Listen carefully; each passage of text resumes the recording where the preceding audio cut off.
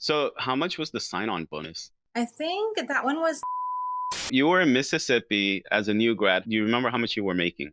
yeah, it was terrible. I think shift was like 23 an hour. It actually pays, I would say more than the hospital, between 2 and dollars an hour. I think anywhere you work, you can have difficult clients, you can interact rude people, or it's a hit to your ego when you can't get an IV.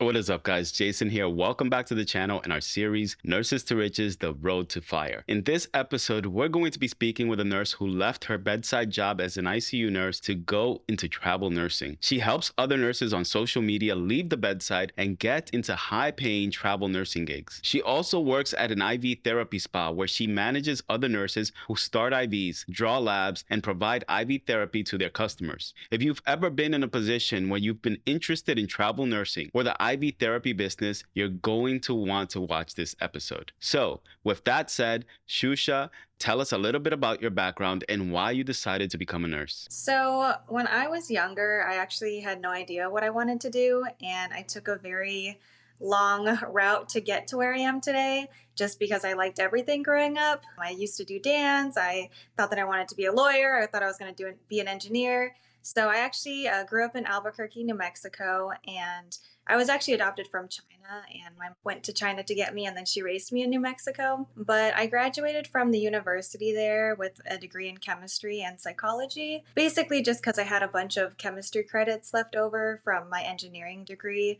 but I didn't want to complete the program, so I figured I would just do something so that I could graduate. But once I was finished school, I didn't think that those career fields were the best for me. And I knew that I wanted to help people and I wanted to make a difference. And I never thought that being a doctor is the life that I wanted to live. So my mom's actually a retired chemotherapy nurse.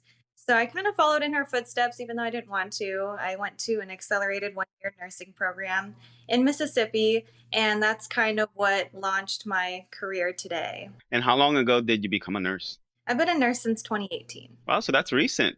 Okay, Yeah. where did you first work? What was your first job? Yeah, so my first job was in Mississippi right after I graduated. I applied to a hospital called St. Dominic's and I got hired right away in the ICU. So they had a new residency program for new grads.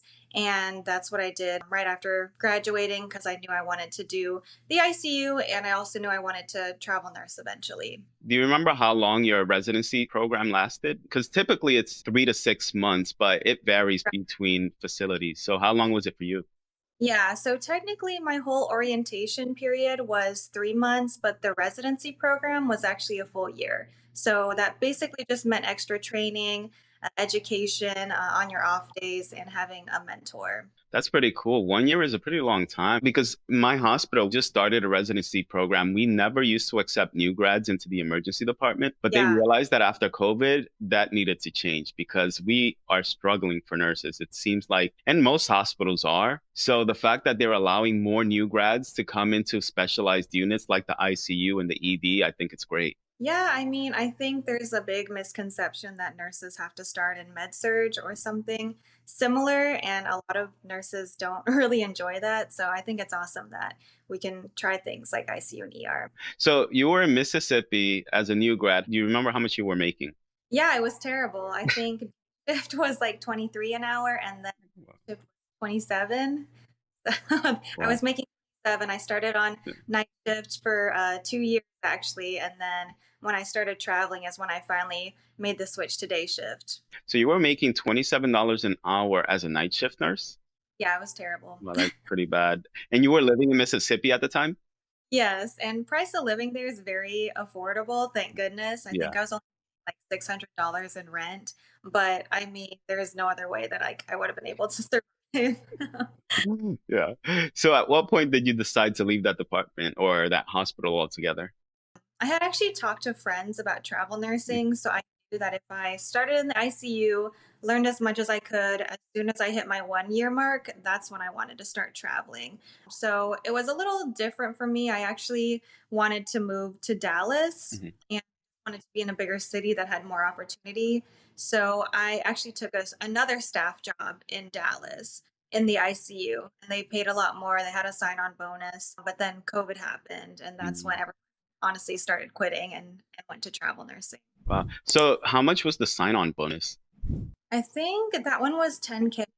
And I always tell new grads to be careful of hospitals that offer sign-on bonuses because it usually comes with a contract that you have to work there for a certain amount of time. But honestly, during COVID, they waived a lot of that. Mm. So I didn't have to pay it back. But yeah, And how much were you earning per hour? I think in Dallas, that was around 40 an hour. That's actually pretty decent if you think about it. I mean, compared to what you were making before, you were making $27 an hour. Give you that sign-on bonus. Yeah. Yeah. Yeah, it really helped. But I think night shift was around 40 an hour. Oh, I see. So you worked ICU in Mississippi, then you worked ICU in Dallas. How long did you work in Dallas for? That was only 6 months. And then that's when everyone started quitting. Really? Because of COVID? Yeah. Or Yeah. oh, People started going to New York and they were making about 10K a week, working 6 to 7 days a week. So that was very tempting for a lot of people. yeah, I just spoke with a nurse recently. She actually owns a med spa coaching business, and she said Okay. that she was making like $10,000 a week also during COVID. When she quit her job at UCLA, she was making like $90 an hour, and Wow. but now she's making like $50,000 a month in That's profit from her coaching business. good for her. That's amazing. I know, right? Yeah. So I do know plenty of nurses who left the bedside to go travel during COVID. And one of them in particular, I think he moved here from Venezuela with his family. And then he ended up having a daughter here with his wife. And he was working at one of our hospitals and he ended up leaving the hospital. He was earning a really good wage. I mean, he was probably earning maybe 250 to $300,000 a year. But he left that to go travel during COVID, and now he's living in Spain. I know nursing is it can burn people out, but there's just so many opportunities in the field that if you're burned out in one area, you can always leave it to go somewhere else, right? And that's the great thing about nursing is just Yeah. has so much flexibility. So Yeah. I that's awesome. So how did you get into travel? So I was working in Dallas and that's when COVID happened. A lot of my coworkers were leaving bedside to go to travel nursing and I was familiar with what travel nursing was. I was familiar with the process. So honestly, I didn't even give my job very much notice. I was honest with my manager and I told her I don't think I could pass up an opportunity like this. So I probably gave her maybe a week, maybe 2 weeks notice. Um, Yeah. but the thing was, she quit too. So with that, I didn't really She must feel have been like, girl, I understand. like I'm going with you. Like, what are you Yeah. talking about? Yeah. So I had my mindset that I wanted to do travel nursing. I had started talking to travel agencies and recruiters, and I think my first contract was with ProLink Staffing, and it was actually in Houston, Texas. That was my very first contract that I took. And what made you choose one staffing agency over another? That's a great question. I think it has to do a lot with one, which one's paying the most, but also where you want to go, just because travel nursing is very flexible. I think a lot of people think of it like the military, like they just tell you like where to go and you have no say. But you kind of just choose where you want to go, and that actually determines which agency you can work with. I see. And how do you find these agencies? Well, the first thing I recommend to people is just a Google search, and that's because the ones that pop up are going to be the ones that honestly are the most popular, which also means they have the most funding, and they're also very reliable and organized. So things like Aya, ProLink, those ones are very well known. Crucial Staffing was a big one at the time of COVID because they're specifically an emergency response company. So if they need nurses short notice, they pay a ridiculous amount of money, and they're usually the ones that were paying like 10K a week. So that's what all my coworkers were talking about at the time when I decided to do travel nursing. Now, how many hours a week were you working in order to earn that much? So if you wanted to be making 10K a week, you would be working 6 to 7 days in a row. But the good news is that you usually take like a 4 to 8 week contract. So it's really not that long. I And you see. can make a lot of money in a very short amount of time. Yeah. And do you remember how much you earned in that contract, that first contract? First contract, I was probably making about 8K a month, and that was about a 3 month contract. So maybe 24K before taxes. Now, did you have student loan debt at the time? Yes, and I've paid all my debt off, but thank goodness I didn't have very much. I think when I graduated, I only was in like 30K of debt, and yeah, that's been taken Yeah. out. What I see now, especially with nurses in California, because that's where I'm located, is that they end up leaving school with like 100,000 plus of student loan debt. And I For- remember when I went to school, but this was like 10 years ago, I only had, well, I say only, but it was $40,000. However, that was my wife also had $40,000 of student loan debts. And our goal when we graduated school was like, oh, we're going to pay this off in 2 years. But then life gets in the way. You want to travel. You're like, I went to school for 4 years. I just want to have fun now. And it Yeah, took us like 10 years to pay all of that off. right. Yeah, no, it takes a while. It's hard. It really Yeah. is. So, okay, so you took this first contract. What was your goal with travel nursing? What was the plan? Because you left your job as a staff nurse to become a travel nurse, but did you want to travel for the rest of your life, or was there an end goal to it? I definitely did not want to travel the rest of my life, Okay. but I wanted to travel at the time. So I was ready for it. That's the lifestyle I wanted. And I really wanted the money. I mean, that's kind of what enticed me. And honestly, it's been amazing. All the experiences have been amazing. So where are you working now? So right now I'm actually a manager at an IV therapy spa, which is not something I ever thought that I would be doing. Like it's so random, Yeah. but I got pretty burnt out from working in the ICU during COVID, and my last contract was last year in Atlanta for about 6 months. Made a lot of money.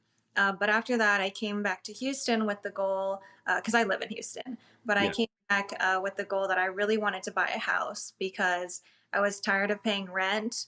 But also, when you're travel nursing, you're basically paying for two places. You're paying for Yes. primary residency and then wherever you're staying. And granted, like every contract I've taken has been enough to cover both. But in my mind, it just didn't make sense for the long run. Like, why am I renting an apartment when I'm not even there and I wasn't renting it out? So I wanted to buy a house. So ended up applying to an IV therapy spa, different from the one that I work at now. And then I recently just took this job. It's called Thrive, and they just promoted me to the manager. And now I'm doing more like managing and sales, but still with the nursing aspect. So it's been pretty great so far. And why did you decide to do IV therapy out of all things? Did you No, even have any interest in it before this?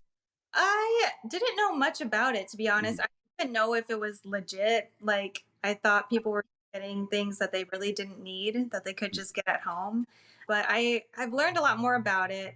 And I think for me, I just needed something that was more stable, where I could connect to people and they weren't necessarily sick all the time. Like, these are clients that want to be there, they want to be healthy.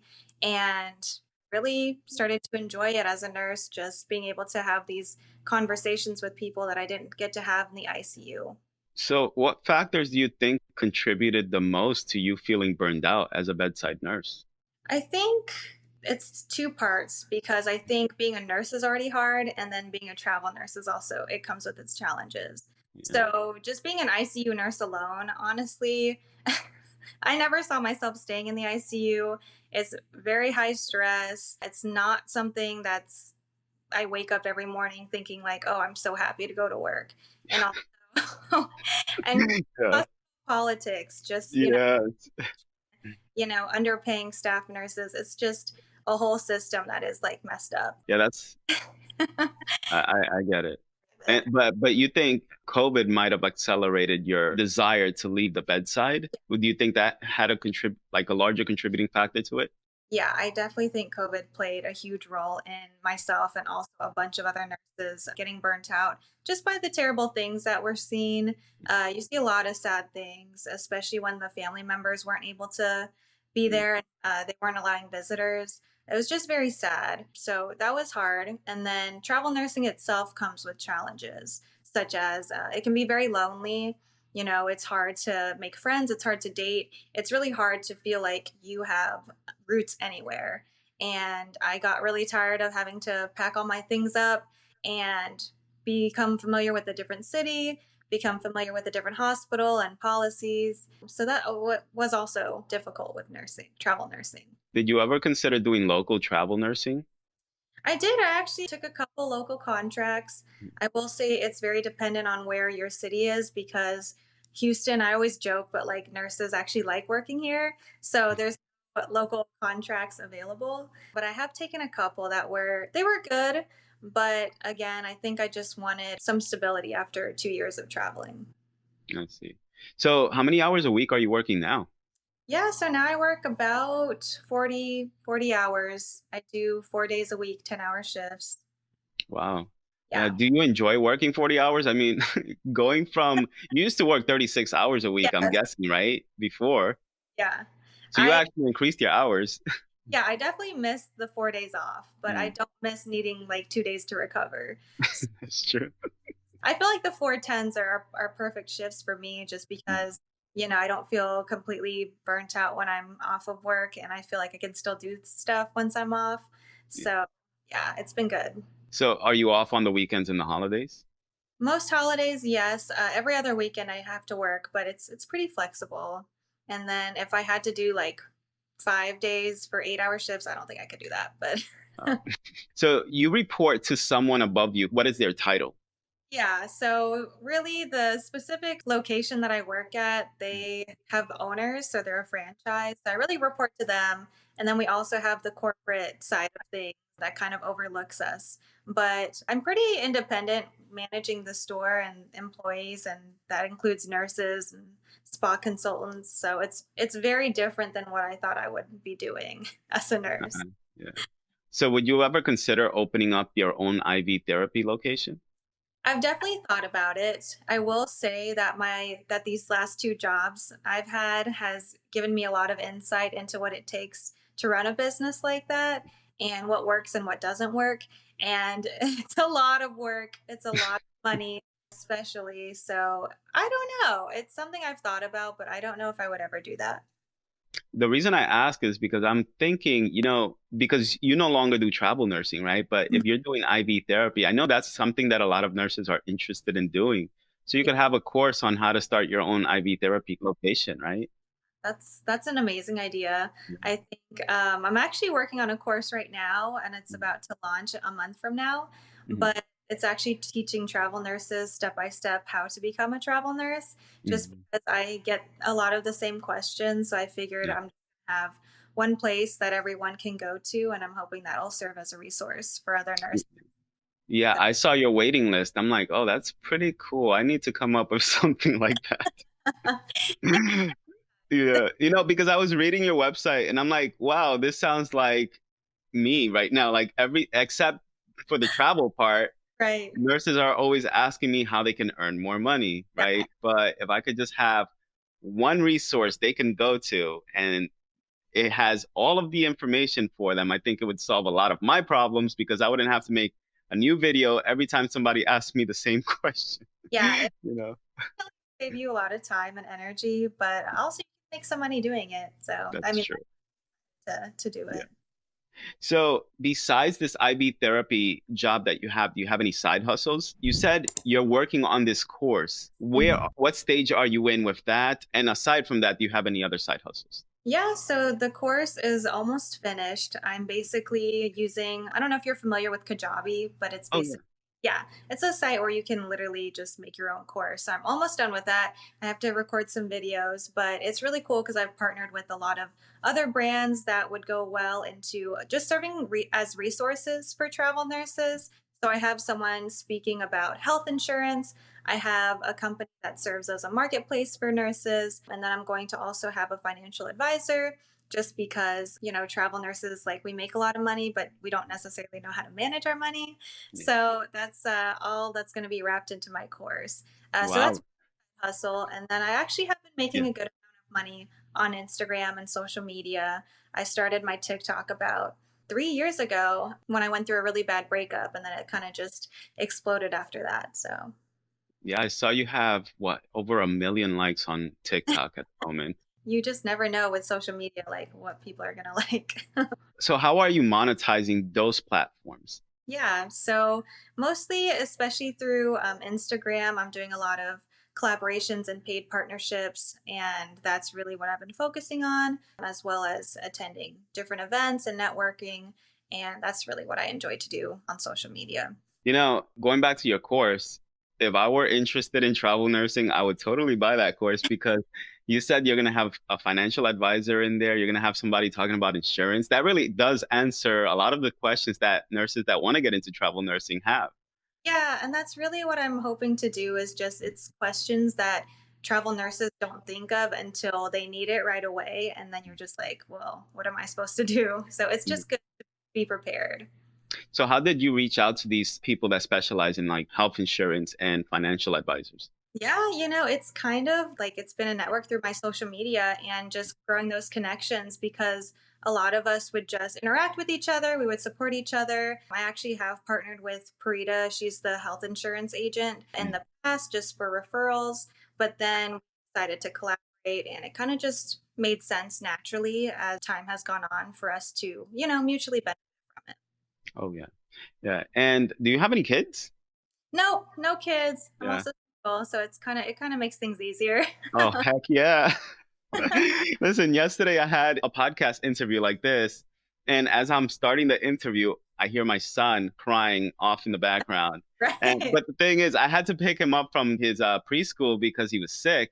So I had scheduled all of these podcast interviews thinking he would be in school. Nope, Okay. he's at home right now. Even like my wife, she just worked a 16-hour shift and she's watching him right now.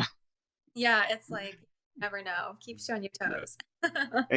And I also had a discussion with one of my previous guests, decided to quit her job at UCLA when she really had nothing. Well, she had the med spa business, but it was only making like $36,000 a year at the time. And she quit her job without knowing how much money she would have by the end of that year and if it would be able to replace her income from UCLA. Right. But when she quit that job, she said that her income 10x because she dedicated all of her time to her business. That's amazing. And yeah, that's something that I just keep contemplating. And I think probably by like early next year, I'm gonna make the decision to, you know, at that point, maybe I'll make the decision to like leave my job or go on 1 year leave Yeah. and see how that works out. Because I feel like if I dedicate more of my time towards this and growing a brand and growing a business, I probably won't have to work as a nurse anymore because that's my ultimate goal. I just don't want to do it anymore.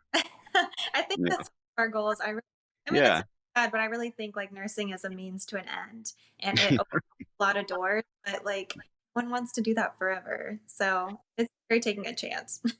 I think it's pretty sad though, because I don't think it used to be like this, but it's just gotten to the point where it feels like even nurses, I've spoken to nurses that have been 1 year into it and they're Right. already burned out.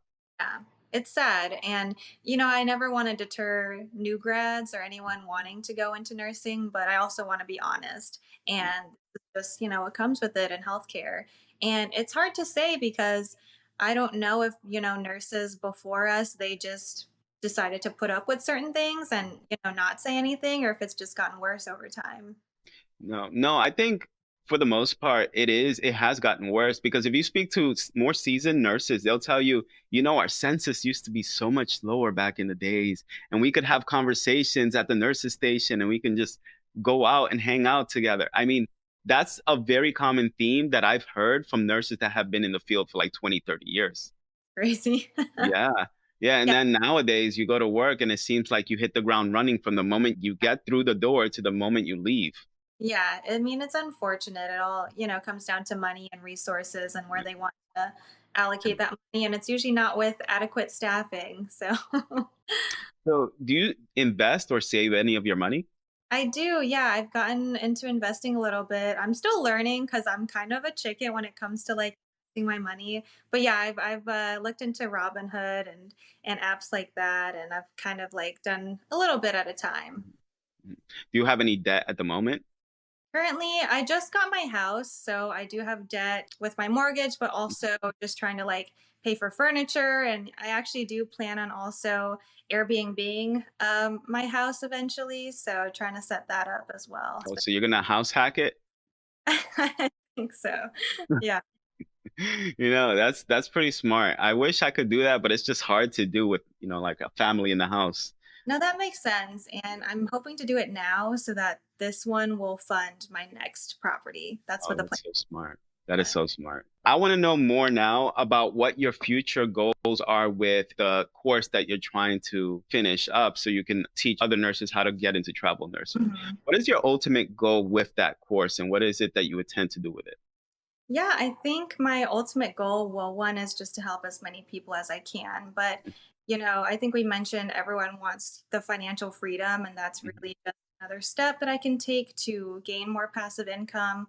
I would love to have a bunch of other courses, like you mentioned, either having one about therapy business. But as far as like where I see myself in the future, I honestly don't know. I just don't see myself bedside. I think that's, like I said, I think that's most nurses right now. Yeah, and I really want to make decisions that'll help set me up financially. But as far as like social media, like even that's hard to say because we don't even know if, Instagram could like go away, in a Yeah. couple of years or whatever the case may be.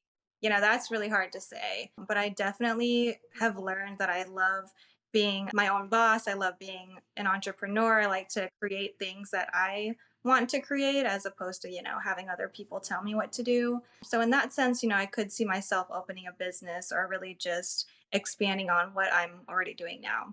I noticed that a lot of the nurses that are making more money are really doing a good job at promoting themselves on social media. So I think social media is like a great way to Yeah. increase your income, even if it's not like selling a course. Right. Because, like me, for example, like when I started this YouTube channel, Mhm. before I started it, I wasn't earning any side income at all. But once I started the channel, like people were reaching out to me asking me if I provide mentoring services or coaching services.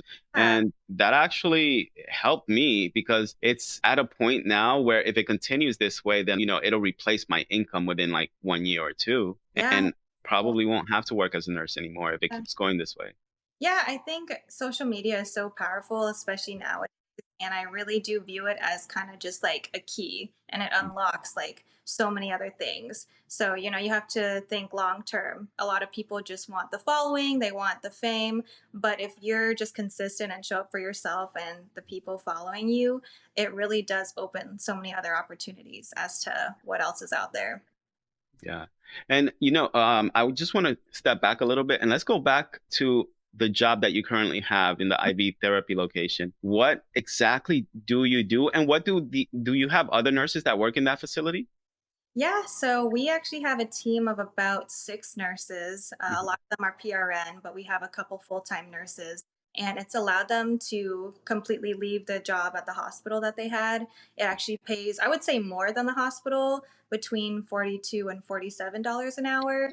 And it just, yeah, it gives them an opportunity to not have to go to the hospital if they don't want to. But we do IV therapy, we do injections, and a lot of the things that we administer to people are supplemental. Our body produces a lot of these naturally, and we're really just replacing them if people are deficient. Now, are people paying out of pocket for this? Is it or is the insurance covering it? So, our specific location, we actually take insurance as well as HSA cards. And if you don't have either one of those, people pay out of pocket. But it's nice just because it really is cheaper than going to a hospital and getting an IV there. Okay, so do the nurses start the IVs on Yeah. the patients? Yeah, Okay. we'll start the IVs. You have to be able to prove that you are a nurse and also able to stick patients well before getting hired. But yeah, they start the IVs, and it's honestly just really great. So how do they prove that they can start an IV? Do they have to poke each other or do they poke one of the staff members? Pretty much. Really? Like, okay, we know you can stick someone. Okay. Yeah. Wow. Yeah. And but you guys aren't drawing any labs there. It's just basically providing IV therapy like what IV fluids, We actually medications. we do labs at our location as well. Oh, BMPs, CBCs. We're mostly checking for, kidney function and also certain services we offer. You have to have labs. so is that at the request of the customer or is that based on the recommendation of the provider at the site? So both. We do have an overarching medical director, and they have protocol that we follow. And if you, let's say, for instance, you want a vitamin D shot, we have to be check that level first just to make sure we're not giving you too much or too little. But you can also just request if you want your panel done just to see where your levels are at. Now, are the customers usually repeat customers? Do they continue to come back? That is the goal, is to have repeat customers. So we do have memberships to have people, see us once a month, twice a month, whatever the case may be. And honestly, you would be surprised like how much people will pay for an IV drip. Really? How much do you guys usually charge? I would say it ranges from $80 to over 300. Oh, I mean, $80 is not as bad as I thought. Yeah, for the basic one, just fluids, but a Yeah. lot of that one too. And is it typically customers who had just gotten drunk the night before and they have a hangover and they want to get over it quickly? That's a very popular, yeah, demographic. But we honestly get everything. And, it's really cool. We actually get a lot of athletes, a lot of NFL players. We also get people with chronic illnesses and people that are relatively healthy. So, I mean, we see everyone. I see. Yeah. Yeah, that's pretty cool. I mean, I should just open up my own IV therapy location because if you think about it, people are always going to come to it regardless. Like there's always going to be people that need IV therapy because they feel like it's going to help them get better, right? Believe in it. And I mean, I would say one IV probably costs about $10. And then, Mm. you're charging people 300 for it. You can make Yeah. a amount of money. And where do you guys get all of your products from? Yeah, so we order from two pharmacies locally that are in Houston. And that's the one thing is it's becoming very popular, these IV therapy spas, and products and supplies are actually becoming lower just because the demand is so high. Makes sense. Makes sense because if there is more demand for it, then the prices are going to get higher, and then you guys are going to have to increase the prices as well. Exactly. So it's Uh, yeah, it's always a cycle, give and take. So So you have your nurses that are providing the IV therapy. What do you do? You said you manage the Mhm. location, but what do. does that consist of? Yeah, so I am a nurse 2 days out of the week, and then the rest of the days I'm managing. So that includes heavily promoting ourselves as well as going out into the community and forming business to business connections, setting up promotions and pop up events. And then also, the boring stuff like scheduling meetings, emails, stuff like that. All right. So what's the best part of your job and what's the worst part of your job? I think the best part of my job is waking up and loving it and being able to being able to really interact with people and see that I'm making a difference in their life. And that's really why I love nursing, just in general, is being able to have that impact on people. But in this specific environment, I feel like it's just been a lot better for me mentally, as well as I really get to do something that I enjoy. And then the worst part, I think anywhere you work, you can have difficult clients, you can interact rude people, or it's a hit to your ego when you can't get an IV. So I think that's probably the worst thing, as well as just, dealing with getting the kinks out of a new business and trying to get organized and be efficient and try to run things the best that you can. So So what happens when you guys cannot get an IV on one of your customers? yeah, so our policy is we only stick someone twice. We do ask them if they want us to try for a third time, but they're pretty strict on that. So, I mean, if you can't get them after two sticks, we educate them to hydrate, all that stuff, and then they'll have to reschedule. Wow. Yeah. Wow. That sucks for them. Yeah, it's a lot of pressure, especially if it's, Yes. someone very well known or they're like friends of the owner. Like it can be a little nerve-wracking. You guys need to get ultrasound IVs I in know. your location. Like, how much do those cost? I'm sure it's a lot. Yeah, yeah, they're pretty expensive. I don't know. I think they're like $60,000 or something like Right. that. Really expensive. Working in the ICU, a lot of my patients were not cohesive, or coherent. So, you could stick them and they wouldn't really respond. But Yeah. now, okay, I have to be like, careful. Yeah. So if you could go back as a new grad, would you repeat the process all over again, or would you just go straight into IV therapy? That's a great question. I think, well, First of all, if I could redo my whole nursing career again, I honestly would just go to a community college and get my associate's degree and then start working right away. It's a lot cheaper, less time Yeah. consuming, less debt. But I think I would probably do the same thing that I had done before, just because having my background in the ICU, I really feel like I can work anywhere.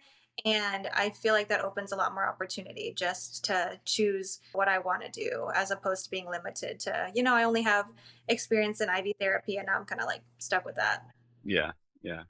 Totally agree. Yeah, I always ask myself if I would do it all over again. And I mean, as much as I hate the ER, I feel like it's given me so much flexibility and a lot of experience because I can recognize, most illnesses that come into the ER at this point. I feel like I've seen it all. But also, like I only work 5 days every 2 weeks right now, and I have 9 days off in a row, which is why I still haven't quit my job because I still get health insurance benefits and dental insurance and all my other benefits even working 20 hours a week.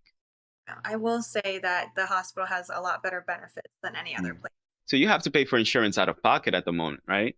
So they offer full-time employees insurance. I think it's Blue Cross Blue Shield, Mm. but yeah, they don't offer any other benefits, like retirement. I don't even think they offer sick leave or PTO. I honestly don't know. That's a good question. Could probably Oh my, are you serious? figure. So I'm guessing you haven't taken a day off yet. I haven't, and I was just thinking about that. I'm like, I'm kind of stressed because I'm like, I need time off too, but I'm like, Yeah. they will not know what to do if I'm not there. Wow. Yeah, no, they're really relying on you because you're the only manager, right? Exactly. So Oh, man, that's a tough position to be in. up and call out at like 5 a.m.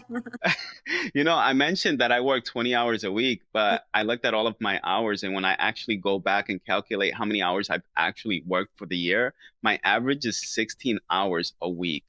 And that's because I call out like once a month. Oh, that's funny. Hey, hair day. Yeah. So where do you currently work at? Oh, I work in Northern California in Sacramento. The hospital is called Kaiser Permanente. Oh yeah, yeah. Actually, I think my friend just finished a contract up there, but Oh, I took a contract in Whittier last year. And funny story, me and another travel nurse, we followed each other on Instagram for the longest time. But then we were actually in California at the same time, and we met up, and we're actually really good friends now. So we've been really? making collaborations together and traveling together, and it's been really awesome. What's her name on Instagram? Yeah, her name is Victoria Walden, but I can send you her link. It's something weird. It's like VW3 underscore something. But Okay. Cool. So if my viewers want to find you on social media, how would they find you? yeah, so you can find me on Instagram and TikTok. My handle's at Suebru, XUEBRU, Okay. and that's how they can find me. And your website, if you have a waiting list at the moment, so if they want to sign up for your course to be on that waiting list, how would they get there? Yeah, so they could just go to either my Instagram or TikTok and then Okay. the link in my bio. But my website's also wanderlustliving.net. If you enjoyed this video and you want to see more like it, click on this playlist here. Also, make sure you like this video, comment, and subscribe to our channel.